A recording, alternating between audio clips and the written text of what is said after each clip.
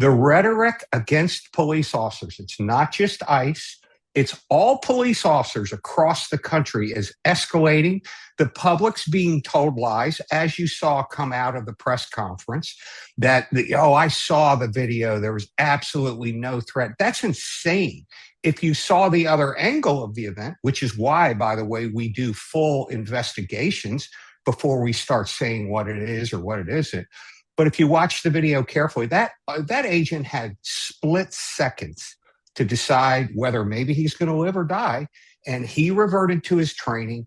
And that's what agents and officers are trained to do with a vehicle that's driving towards you and potentially a deadly threat. Police officers across the nation are extremely tightly regulated. There's no greater regulation than you find over police officers. They have body cams, they have intense, significant training to deal with situations like this. But it's important to realize there are three things that they must do because, again, we're a constitutional republic. We believe in protecting people's rights.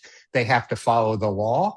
They have to follow the facts that are in front of them. They have to let them lead them to a decision, and then they follow their training. It happens so very fast. I want you to think about an agent standing literally within a foot of a front bumper of a car, center of the front bumper, and now the car accelerates. And just to be clear, I oversaw our training at the Federal Law Enforcement Training Center. We train every agent that a vehicle is even more deadly than a gun.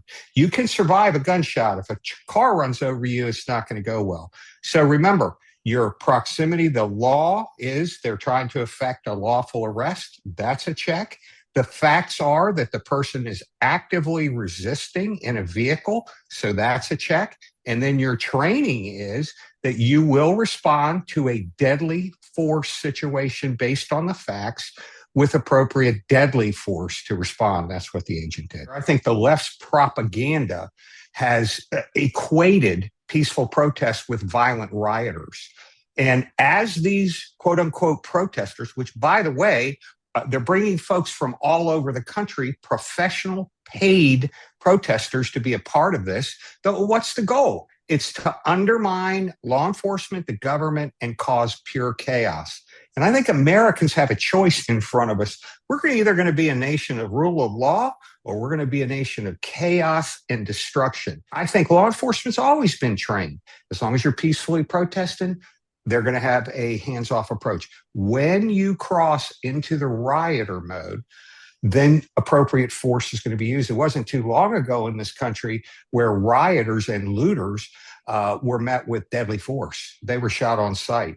Well, now in a kinder, gentler, leftist type situation, we're finding that we don't want to offend or escalate. When you have people intent on violence against us, against the country, there's one remedy, and President Trump has been consistent in this.